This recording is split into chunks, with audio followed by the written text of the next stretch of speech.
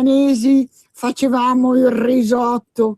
Allora, io i ricordi della mia fanciullezza, quando vedevo mia madre che rimescolava e rimescolava il buon risotto, ce l'ho ancora in mente. Rischiamo molto. Allora, questi dati sono italiani ed europei. Allora, a lei la parola. Allora, il ragionamento è lungo e complesso. Allora, prima cosa molto importante, l'Italia è il primo paese produttore di riso nell'Unione Europea. Il 52% della superficie europea è italiana.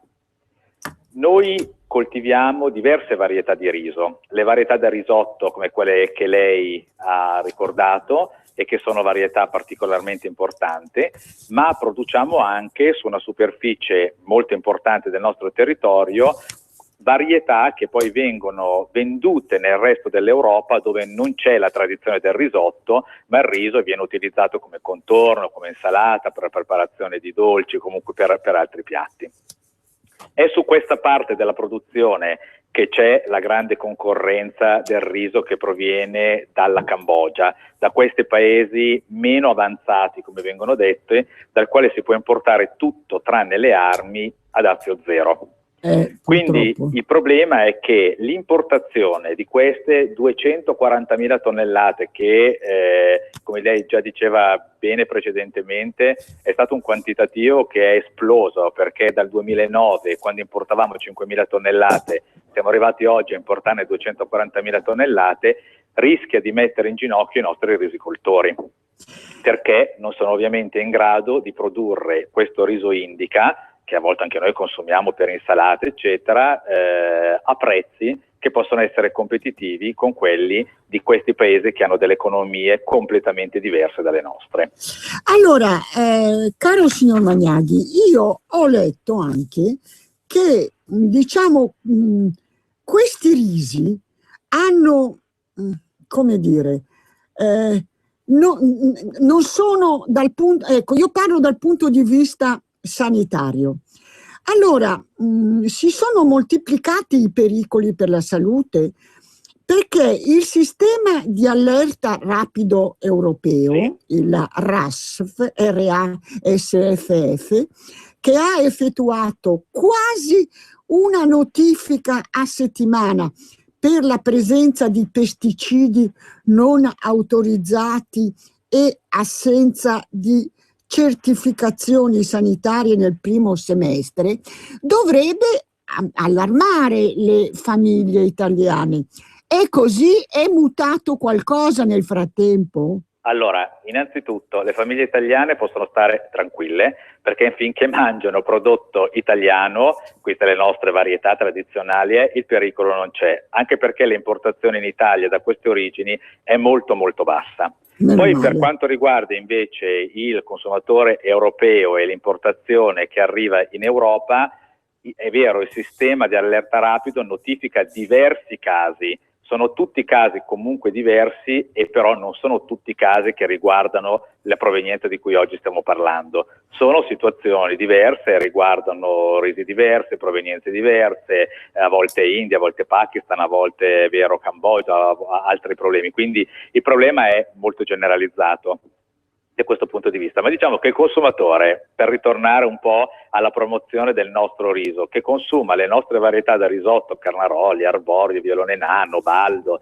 Sant'Andrea, l'originario, ce ne sono tante, può stare tranquillo perché il nostro prodotto è di assoluta qualità e di assoluto controllo, è prodotto secondo tutte le regole che sia l'Unione Europea che l'Italia detta in tema di salubrità.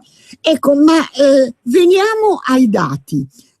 Allora, dal 2010 in Lombardia hanno chiuso 360 aziende, dice la Coldiretti. È vero?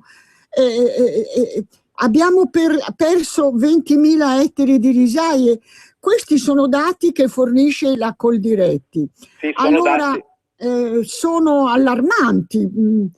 È allarmante il dato relativo al fatto che noi dallo scorso anno a quest'anno abbiamo perso 15.000 ettari di riso indica. proprio perché il riso indica viene pagato meno ai produttori italiani, perché bisogna poi venderlo ad un prezzo concorrenziale nell'Unione Europea. Noi abbiamo ridotto di 15.000 ettari la coltivazione di riso indica, proprio perché non riusciamo a produrre ai costi di un riso che arriva in comunità senza pagare il dazio. Finora noi avevamo un concorrente che era la Thailandia, che entrava in comunità, pagava un dazio di 175 euro la tonnellata, e questo dava la possibilità ai nostri produttori di collocare il prodotto in area comunitaria in assoluta concorrenza a prezzi remunerativi. Con il 40% delle importazioni di riso lavorato e in parte già confezionato in Europa, i nostri produttori non riescono più a produrre tutto il riso indica necessario al fabbisogno europeo, e quindi o si devono riportare su altre varietà chiamate da mercato interno, quelle per i risotti, creando poi delle eccedenze e dei prezzi più bassi, oppure andando su altre coltivazioni, e nella zona risicola è mais o soia, non si può fare molto di più. Allora, chi volesse porre domande al nostro ospite può farlo 02 6620 3529, ma dopo le 3, allora chiedo al regista, c'è un'interruzione alle 13:30, allora dottore lei può fermarsi anche dopo le 13:30? Certo vero? che sì. Ecco, benissimo, ma allora che cosa chiede l'ente Risi alle autorità politiche lombarde, nazionali ed europee? Allora, noi lo chiediamo al governo italiano, ma lo chiediamo noi come ente Risi, con le organizzazioni degli agricoltori, con le industrie di trasformazione italiana, e il nostro ministero è alleato con noi nel richiedere a Bruxelles l'applicazione della clausola di salvaguardia, ossia di adottare misure tali da interrompere questo flusso di importazione dai paesi meno avanzati, ripristinando i dazi. Abbiamo una preferenza comunitaria che è, come dicevo prima, di circa 175 euro la tonnellata, che tutti pagano, e non capiamo perché non debbano pagarla paesi che sono poi i grandi paesi produttori di riso nel mondo. E lo chiediamo non tanto perché noi abbiamo la voglia di rimanere i primi a commercializzare in Europa, ma lo chiediamo perché secondo noi lo spirito del regolamento comunitario, che è quello di agevolare le importazioni per combattere la povertà di questi paesi, viene disatteso. Siamo convinti che tutto il risultato sia comunque in mano agli operatori commerciali e che non ci sia un ritorno alla popolazione locale. Quindi si rischia veramente di minare la risicoltura italiana solo per un'operazione di carattere commerciale. Abbiamo una telefonata, l'ascoltiamo, buongiorno. Pronto? Buongiorno a lei. Parlo da Venezia, dottore, buongiorno. Buongiorno. Allora, 15 giorni fa il senatore Bonanni, o no, anzi, onorevole Bonanni, al Parlamento europeo ha parlato e si è molto incazzato perché i signori onorevoli che vengono da altri paesi dell'Italia se ne servono soltanto se gli fa comodo, come se fossimo la loro carta igienica.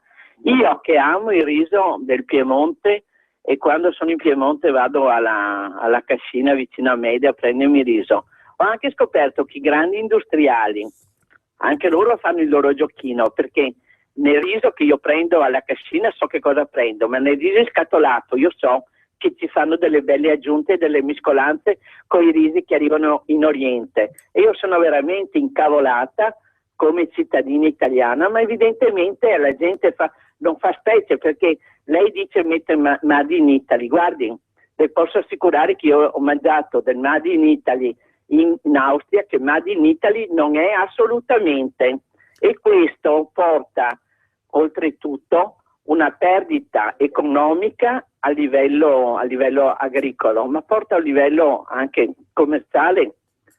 Comunque, grazie signora, grazie della sua telefonata, ne abbiamo un'altra. Pronto? Buongiorno. Pronto, buongiorno. Buongiorno a lei. Ciao Torino, senta, io volevo dire che in verità questi cinesi vengono a studiare come coltiviamo noi il riso e Vercelli già da dei decenni. Io ho degli amici nel Vercellese e penso che bisogna capire questo, che come i giapponesi, i cinesi stanno copiando molto, tanto è vero che io mi interessa di macchine utensili, c'è una rivista tedesca, Turning Technology, che ha fatto un'intervista dei cinesi che avevano già fatto la scuola alla Toyota, adesso stanno impiantando delle fabbriche ultramoderne con macchine americane, torni, frese americane, e stanno avanzando molto velocemente, quindi credo che ci voglia proprio il copyright, il diritto dei brevetti per tutelare i prodotti, secondo me.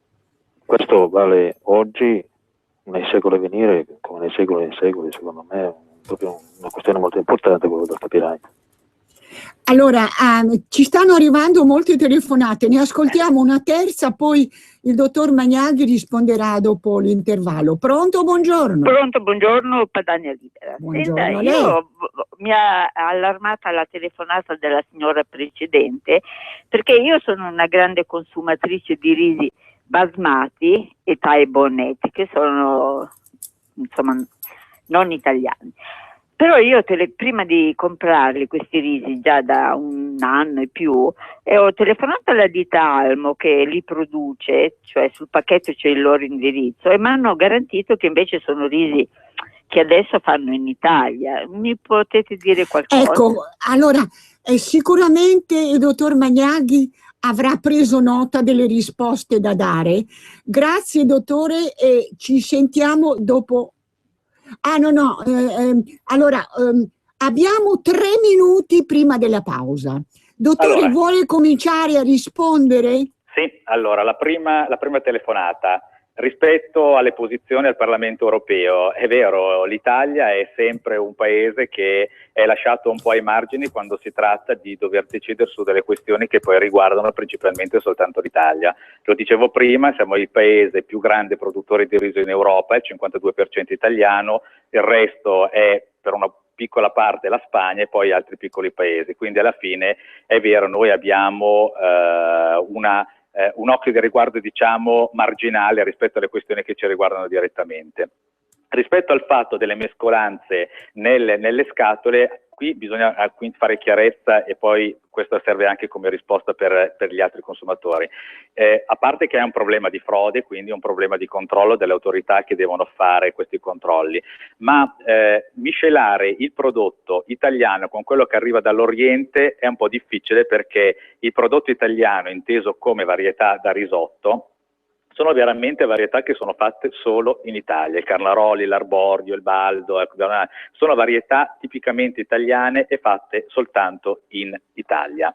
Per quanto riguarda la questione dei cinesi, i cinesi è vero copiano, però noi per fortuna abbiamo dal 1400 ad oggi una tradizione che ci ha portato a specializzarsi su questi risi da risotto che, come dicevo prima, vengono bene soltanto in Italia, perché in Italia abbiamo sfruttato la possibilità e le tecniche di produzione del riso che permettono di avere un chicco che assorbe i condimenti, che è l'arte di preparare il risotto, Ecco, e non che assorbe acqua. E questa è arte. Questa è arte, è un'arte, una tradizione che dal 1495 è la tradizione della pianura padana.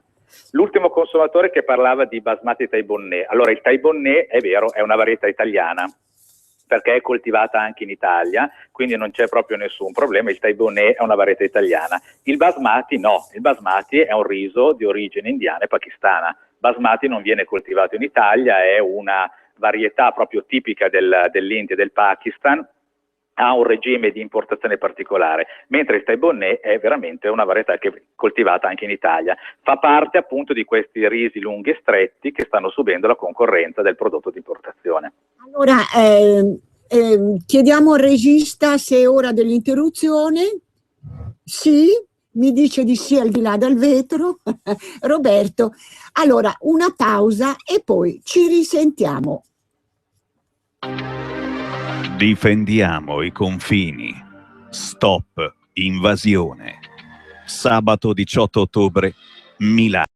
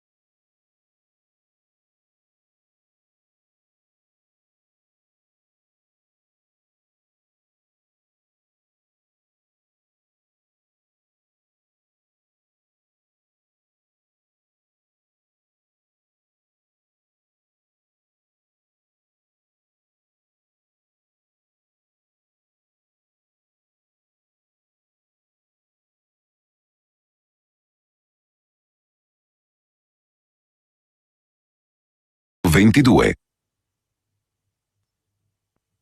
Bene, eccoci di ritorno. Per chi si fosse messo all'ascolto in questo momento, sto parlando col dottor Roberto Magnaghi, che è il direttore generale della Enterisi, e stavamo parlando appunto del fenomeno della come dire, importazione dai paesi terzi.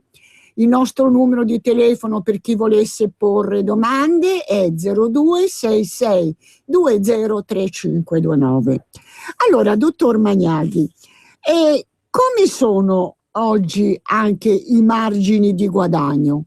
Perché diciamo che si restringono sempre di più, a quanto risulta.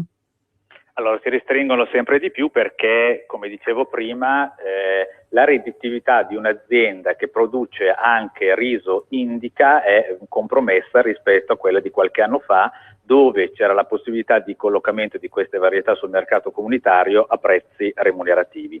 Un altro fattore che giocherà nei prossimi anni è la politica agricola comunitaria, che destina al settore del riso, ma così anche alle altre aziende, un minor flusso finanziario e quindi una minor capacità di aiuto. Ma non è solo un problema economico, ma diciamo anche sociale, perché per esempio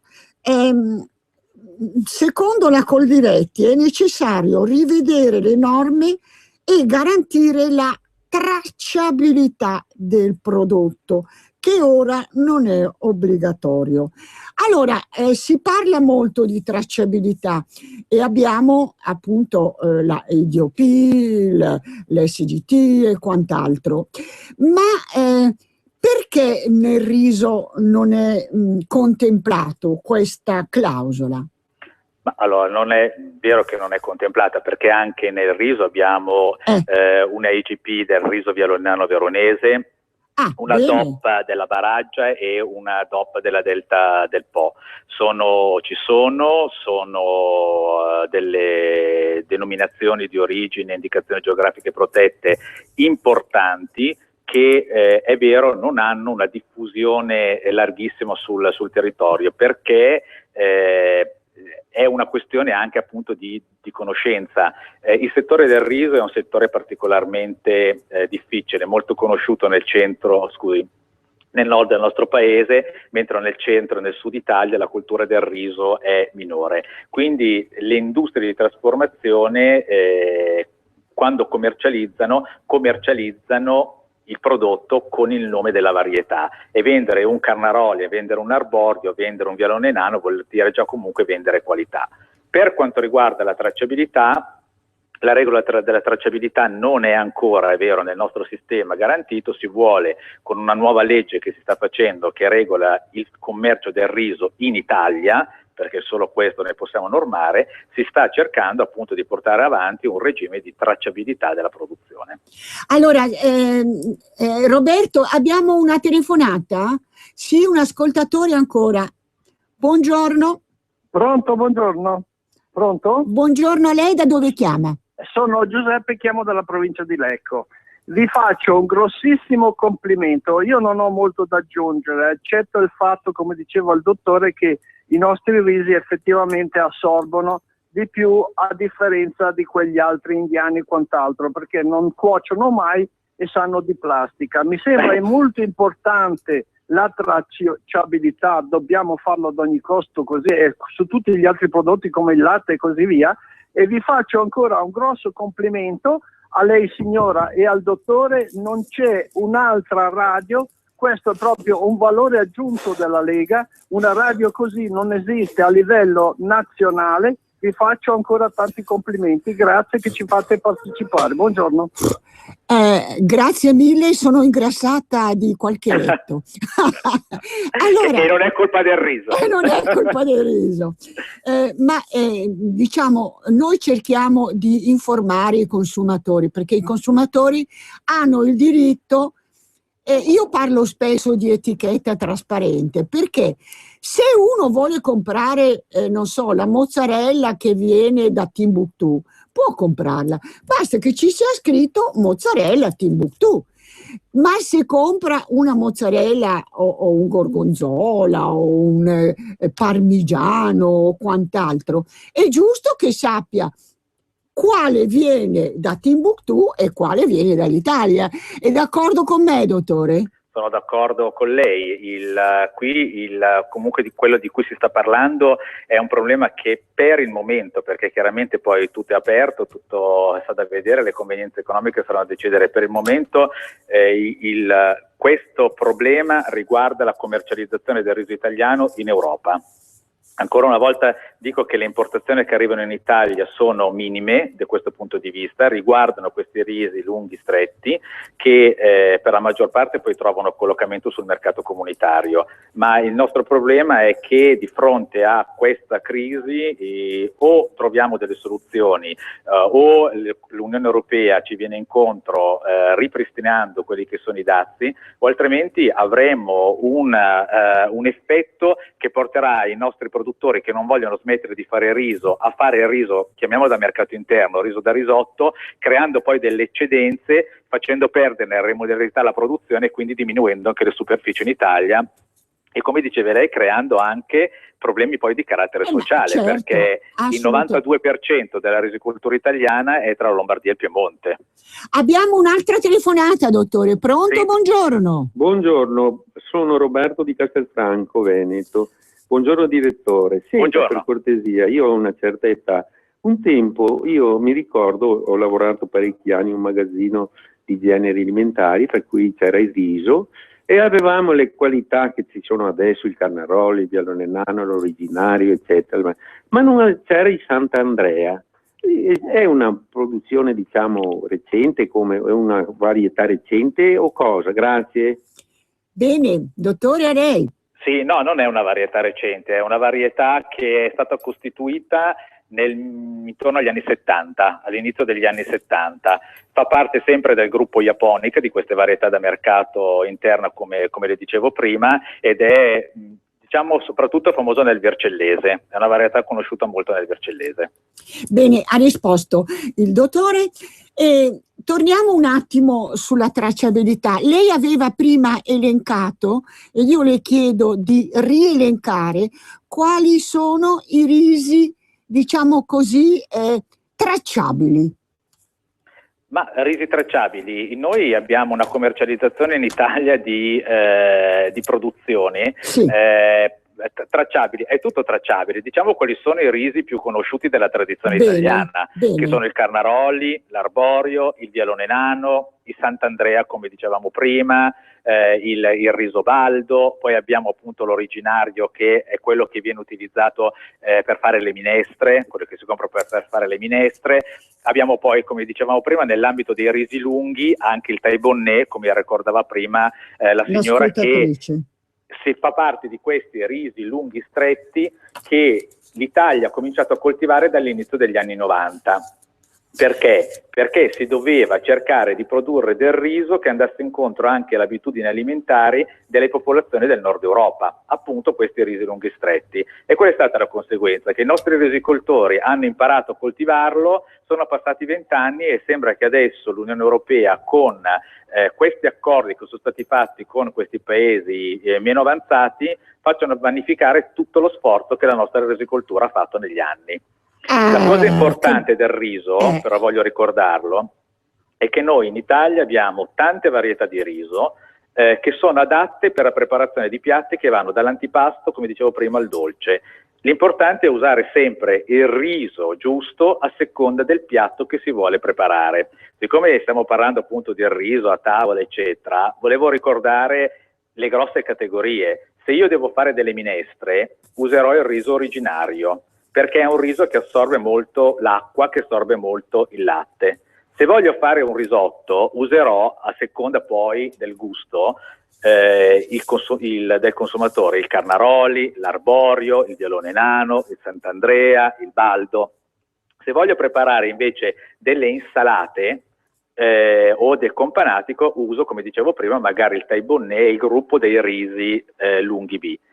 C'è poi l'altra categoria del riso parboiled, che è quello che nelle confezioni troviamo, che è giallino, che tiene molto la cottura, che è praticamente un riso che viene, si dice parboilizzato, cioè viene praticamente messo a bagno ancora a stato di risone, cioè raccolto in campagna, e poi essiccato.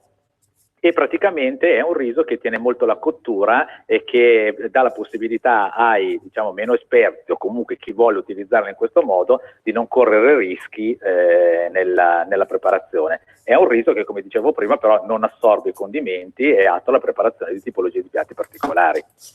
Abbiamo, mi pare, Roberto, abbiamo una telefonata? Sì, pronto, buongiorno. Pronto? Buongiorno, sono dal Benga, Guglielmo. Buongiorno signora Renata. Buongiorno. Ascolti, io sono di origine padana, milanese. Mi ricordo che mia madre, a parte che lo puliva il riso, io sono un cultore del riso, no? Allora veniva pulito, ma comunque le chiedevo la differenza che c'è tra un riso, cioè le qualità del riso e le qualità della pasta, sono sempre carboidrati, no? E io penso che ci sia una differenza, e qual è? Però una seconda domanda. Io uso molto con la mia moglie, le mie 3 figlie, i miei 7 nipoti, usano fare, è come una tradizione, le frittelle di riso, che sopra ci si mette lo zucchero, o proprio lo zucchero così, oppure quello raffinato, come si chiama. Ecco, io le faccio, e sono ottime. Vorrei sapere se è diffuso questa e il riso e questa latte. Consuetudine. Se parliamo di ricetta, dottore, lei ha le prossime 3 ore? E quindi ricette possiamo sbizzarrirci. Se parliamo di ricette, abbiamo, diciamo, un paio d'ore, dai. Sì, ma perché il consumo del riso, come dicevo, quando dicevo che è chicco di riso, giusto a seconda del piatto, è proprio il fatto che si sono, nell'ambito delle diverse regioni, sposate tradizioni e ricette con il riso. Basta pensare, i risotti, la tradizione, è vero, è il nord. Se andiamo in Sicilia ci sono gli arancini, e quelli al nord gli arancini non li preparano. Se andiamo a Napoli c'è il sartù di riso, poi ci sono le frittelle. Cioè, ci sono regioni, ma anche all'interno delle regioni, paesi che hanno delle abitudini a preparare il riso in modo diverso dall'altro. Però noi come risicoltori abbiamo sempre messo a disposizione del consumatore diverse tipologie di riso, perché il consumatore possa, attraverso la diversità, preparare i piatti della tradizione e continuare a godere appunto di questo cereale così nobile. Ecco, non vogliamo che delle posizioni che sono state assunte in sede della Commissione possano vanificare il nostro lavoro. Questo è il problema. Dottore, lei vede, diciamo, un futuro in modo ottimistico per questo settore? Cioè, parlava del riso esportato e apprezzato dai palati fini internazionali. Lei è ottimista in questo senso? Non so rispondere a questa domanda, perché ero ottimista fino a qualche tempo fa, perché la nostra risicoltura ha conosciuto un fenomeno di espansione negli anni scorsi. Avevamo una superficie che da 180.000 ettari negli anni 80 era passata fino verso il 2000 intorno ai 200-210.000 ettari, è arrivata anche a 240.000 ettari, e poi adesso siamo scesi nuovamente a 219.000 ettari. E quindi, insomma... Perché? Perché il 60% della nostra produzione è destinata a un mercato non italiano. Se noi non abbiamo la possibilità di poter, non diciamo collocare gratuitamente, ma di poter competere con gli altri, chiaramente il nostro settore dovrà fare delle scelte. Noi vogliamo competere, abbiamo una legislazione comunitaria che finora ha garantito una preferenza comunitaria alla produzione italiana ma europea, perché produrre in Europa con i costi dell'Europa non è come produrre negli altri paesi del mondo con i costi degli altri paesi del mondo. Se questo ci sarà garantito, allora i risicoltori continueranno a fare bene il loro lavoro, a mettere a disposizione dell'industria di trasformazione il prodotto da commercializzare, ma ci devono essere regole certe. Quello che noi chiediamo all'Unione Europea è regole certe. Non possiamo da una parte stabilire date all'importazione e poi dall'altra parte con accordi bilaterali e concedere all'India e concedere al Pakistan e concedere ai paesi meno avanzati, alla Thailandia, al Vietnam, riduzione dei dazi, perché poi chiaramente questo ha un riflesso sul sistema di commercializzazione italiana ma anche europea. Nuoce al nostro paese. Abbiamo ancora una telefonata. Dottore, lei è una star a quanto pare. Ascoltiamola. Pronto? Buongiorno. Buongiorno, sono Maria da Torino. Buongiorno. Ascolti, Maria. Un bel po' di anni fa mi arrivava dal Vercellese un tipo di riso che si chiamava Maratelli o Maratello. Ed era buono per tutti gli usi e vorrei sapere se c'è tuttora, perché non l'ho più sentito nominare. Però per quanto riguarda la risicoltura, che a chi ha un po' di senso della collettività interessa molto che continui, perché penso che in Italia occorra seguire certe leggi anche come trattamento eccetera del riso. Ci vorrebbe, il problema sta nei vertici. Ho notato che la Francia difende con le unghie e con i denti tutta la propria agricoltura. Qui ci vorrebbe un altro ministro Zaia. Un altro ministro Zaia, perché bisogna difendere, non è giusto lasciarsi schiacciare così da quello che 4 burocrati europei decidono sulla nostra pelle. Penso di fare un commento, di far fare un commento al dottor Roberto Magnaghi, che sarà sicuramente d'accordo su quanto. Allora, comincio dalla questione del Maratelli, che è più facile per me rispondere. Allora, il Maratelli era una varietà storica che non è più stata coltivata perché era una varietà che andava incontro a dei problemi di produzione. Malattie, perché le piante invecchiano, il clima cambia e quindi la convenienza a produrre certe varietà può anche passare. Però la varietà Maratelli è stata recentemente riproposta al registro di conservazione delle varietà. Cioè è stato istituito presso il Ministero delle Politiche Agricole questo registro delle varietà da conservazione e questa varietà è stata nuovamente registrata. Quindi anche su un numero di ettari limitati come la legge prevede, la varietà Maratelli potrà tornare sul mercato. Per quanto riguarda quello che dicevate, ovviamente non rientro in questioni politiche, ma devo dire che comunque il nostro governo, le nostre istituzioni sono molto sul problema, perché subito le istanze dei produttori agricoli e industriali sono state recepite dal governo italiano. Chiaramente il governo italiano non può risolvere la questione perché la partita è in mano alle istituzioni comunitarie, è lì che va giocata la partita. Diciamo che non sempre le istituzioni comunitarie rispondono ai nostri desiderata, ma insomma. Allora, mancano ancora possiamo stare ancora insieme. Dottore, allora, viva il riso italiano, ma la figura della mondina. Esistono ancora le mondine tradizionali? Allora, il fenomeno delle mondine, per fortuna, io sono più giovane, è passato come fenomeno, perché anche se era un fenomeno folcloristico, era comunque un lavoro di fatica, di sudore, era un fenomeno sociale, queste donne che lasciavano la famiglia, le loro abitazioni per diversi mesi. Non è più richiesta oggi la figura della mondina come un tempo, perché una volta il riso veniva trapiantato, adesso il riso invece viene piantato, viene seminato direttamente in risaia, poi i trattamenti avvengono con tutti i sistemi moderni, eccetera, quindi il fenomeno della mondina non serve più per questo tipo di lavoro, ma ci sono ancora delle mondariso. Noi per esempio presso il nostro centro di ricerche a Mortara abbiamo 4 ragazze che fanno le mondine. soprattutto nell'attività legata alla produzione di sementi, dove comunque è necessaria una particolare cura, una particolare attenzione, una particolare conoscenza del prodotto, delle infestanti del prodotto, per dare purezza alle produzioni. Quindi esiste ancora nelle aziende specializzate molto inferiore rispetto a quelle di un tempo. Una volta era veramente un fenomeno di carattere sociale per il quale era necessario costruire dormitori, asili, certo, di ricovero, quindi era un grande fenomeno.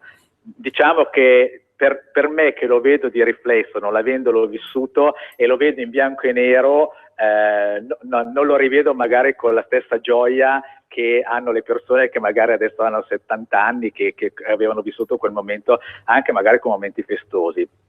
Per fortuna devo dire che questo fenomeno è un po' passato, almeno per me che sono più giovane. Più giovane. Allora, ascoltiamo un'altra telefonata. Pronto? Buongiorno. Pronto, buongiorno e buona giornata a tutti. Buona giornata.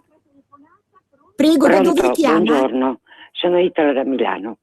Una cosa, io che sono solo mangiatrice di riso, perché è buona anche la pasta, ma io sono una del riso, e oltretutto, come ogni milanese, il risotto mi venga proprio bene. Ecco, io abito a Milano e ci sono ancora 2 risaie nel parchetto dove io vado. È uno spettacolo a dir poco avvincente. Io farei intervenire l'UNESCO, perché il paesaggio delle nostre risaie con le pubbie, che guardate è uno spettacolo che ti prende al cuore, per cui al limite bisogna far intervenire l'UNESCO per salvaguardarle. Grazie e buongiorno. Ecco, cosa ne dice, dottore, dell'UNESCO? Sono d'accordo con quanto dice la signora, perché il fenomeno del riso e della risaia, come dicevamo prima, è un fenomeno, è vero, sociale, ma anche un fenomeno legato alla biodiversità. Cioè, teniamo presente che il Piemonte, la Lombardia, comunque la zona che è stata destinata a riso, dal 1400 ha cambiato l'aspetto dei territori, che erano dei territori malsani, magari territori paludosi. Oggi le nostre risaie, che non sprecano acqua, ma utilizzano l'acqua che arriva dalle montagne, che danno la possibilità a valle di poter essere utilizzata anziché andare direttamente a mare ed essere sprecata, ha creato un ambiente dove vivono uccelli, le rane, le libellule, che stanno anche tornando adesso rispetto a un passato, ma veramente un paesaggio unico ed irripetibile.